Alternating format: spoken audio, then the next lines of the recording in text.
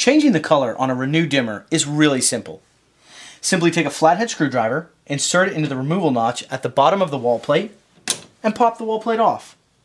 Next, taking the flathead, insert it into the left top tab of the faceplate, taking your thumb and squeezing the bottom left half of the faceplate, simply rock the dimmer faceplate off.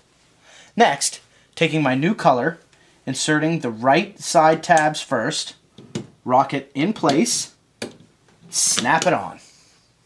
Next, take your wall plate. You're going to want to make sure that the removal notch is at the bottom and facing down. And simply snap it on. There you have it, a new color, Renu in a snap.